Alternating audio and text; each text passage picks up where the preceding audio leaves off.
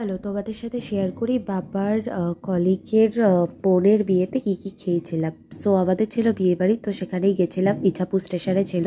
তো ফার্স্টেই হচ্ছে কাবাব আর ফিশ বল আর হচ্ছে বেবিকর্ন ছিল। তো সেখানে স্টলে গিয়ে আমি 3 রকমেরই আইটেম খেয়েছিলাম। তো যাওয়ার আগেই আমার খুব খিদে পেয়ে গেছিলো বলে ট্রেনের মধ্যে আমি অলরেডি দিলকুশ খাচ্ছিলাম। তো তারপরে আমি দেখো এখানে কাবাব খাচ্ছিলাম।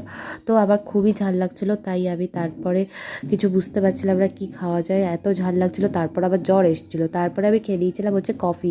বাট জ্বরের মুখে কিছুরই টেস্ট পাচ্ছিলাম না, তাই আমি খুব একটা খাবার দাবার এনজয়টাও করতে পারছিলাম না।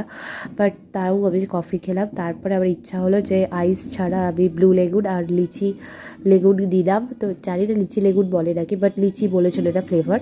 তো এই দুটো মকটেল আমি একা একাই খেয়ে নিলাম। স্টার্টারে এইগুলো ছিল। তারপরে মেন কোর্সে নিয়েছিলাম হচ্ছে কুলচা, এখানে হচ্ছে ফিশের কি একটা আইটেম ছিল, আর এখানে চানা ছিল। তো এটা খেয়ে নিয়েছিলাম পুরোটা।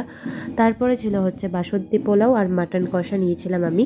তো ওখানে রাইস আর হচ্ছে একটা ফিশের আইটেমও ছিল। তারপরে নিয়ে নিয়েছিলাম চাটনি, পাঁপড়ও ছিল নেইনি, আর 2 রকমের মিষ্টি ছিল, একটা সন্দেশ আর একটা হচ্ছে রসমালাইয়ের মতো কিছু একটা। তারপরে লাস্টে খাবারগুলো হজম করার জন্য খেয়ে নিয়েছিলাম হচ্ছে green Apple. So that's it.